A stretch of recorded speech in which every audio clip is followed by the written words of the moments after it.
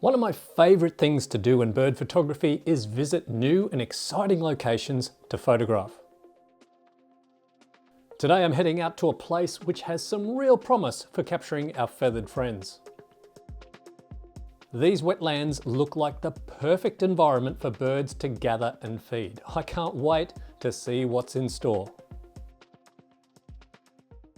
Oh, hi guys, and welcome back to the channel. This video is actually a bit of a follow-on from last week's video where I was talking about my bird and wildlife settings for the Nikon Z50II with the Nikon Z180 to 600mm lens. And today I'm here on the Sunshine Coast. Now, I've got to say a thank you to one of my subscribers who actually recommended this spot, and she wasn't wrong. I mean, this place has just been crawling with birds everywhere. This is called Finland Road and it's on the Sunshine Coast in Queensland, Australia. And you've got birds of prey circling over these wetlands. Let's put those settings that I said last week to the test and let's go and have some fun. To start with, I noticed a great eastern egret and black-faced spoonbill feeding in an open field. And it wasn't too long before they were joined by a pair of masked lapwings. I've left the Z52 in dedicated bird AF using the full frame area focus mode, and it did a great job in tracking.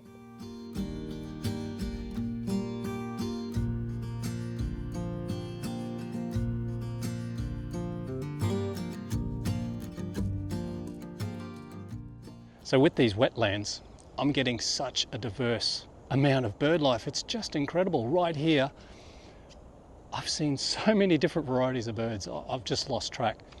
I'm going to get you some B-roll so you can count how many birds there are, but it's just crazy. I got down low to the ground and started focusing on the birds feeding in the water, like this dusky moorhen.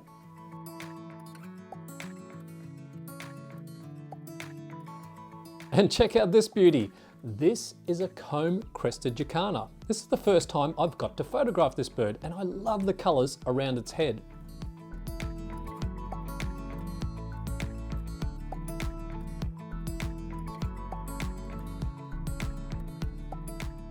Among some of the trees I found here, this double-barred finch was having a feast on some of these grass seeds. As well as this butcher bird who was pouncing onto the ground from this branch, grabbing the odd worm here and there.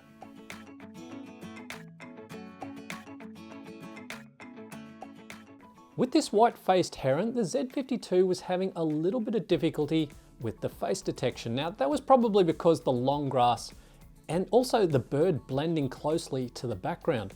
But as I mentioned last week, this is the reason why I have that single point autofocus assigned to the rear AEL AFL button. I could quickly snap focus onto the bird's head and capture the shot.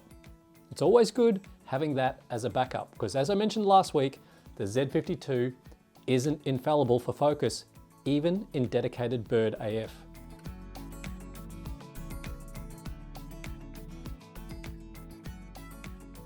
This is amazing here. Finland Road on the Sunshine Coast. Just be very wary though, this is quite a busy road and there's very limited parking on the side. So I've found a little type of offshoot road that I've parked the car on and I'll walk back across. But yeah, just a bit of a heads up for you guys. Just be very careful here because there are a lot of trucks and cars that come through here. They don't tend to give way for photographers. Now, here's a perfect example of why I assign the release mode to my FN1 button. I was trained on this great eastern egret who was feeding amongst these wetlands. You can see from this bit of B-roll how fast it pounces on its prey.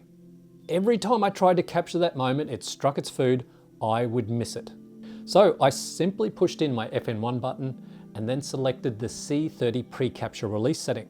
Now, importantly, I can do this while keeping trained on that egret and I don't have to take my eye away from the viewfinder or my finger off of the shutter button. You can see this egret, he's approaching slowly and hunkering down, getting ready to strike. My finger is half depressing the shutter button while I'm tracking this bird. And when I see it launch, I fire away.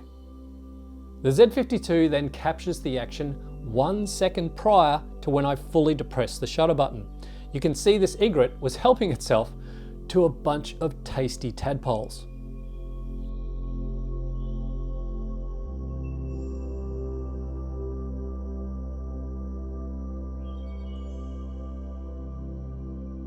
I've just seen a couple of these kites. I think they're kites. And what they've done is they've moved down a little bit. They've gone down towards the northern end of this road, and I'm just going to give chase.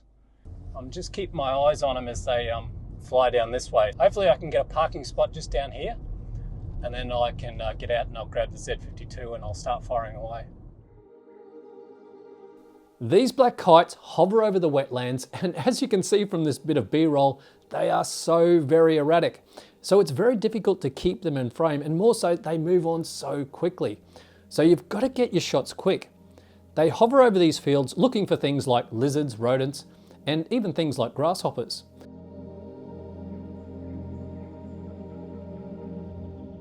I could never really get into position to grab a good enough shot of the bird diving down and capturing its prey, but I did manage a few while the kite was hovering around me.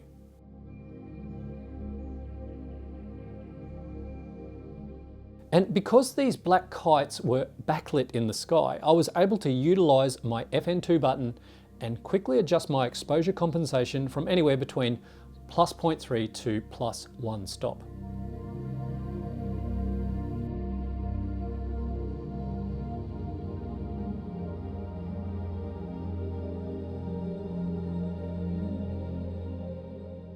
Well, the thing that has surprised me about these wetlands is not only the bird life here, but it's the micro world as well. I'm seeing the most beautiful water lilies along the road here, as well as I'm getting the most amazing dragonfly shots. It's covered in them, and I'm just having a field day with the Z52 and just getting all these great shots and B-roll of these dragonflies. The colours of these water lilies are so intense. No wonder Claude Monet loved painting them so much.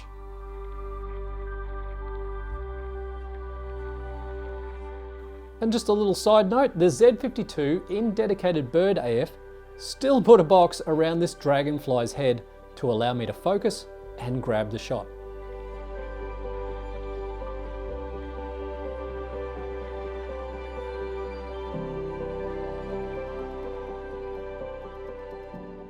Well guys, thank you so much for watching. I hope you enjoyed the video. If you haven't seen the way I like to set this Z52 up for birds and wildlife, I'll leave you that video right here. This has been such a fantastic location. I've had so much fun. Actually, it's just about to rain. I'm going to get this camera, get it in the car and get out of here. Never stop creating. I'll see you next time.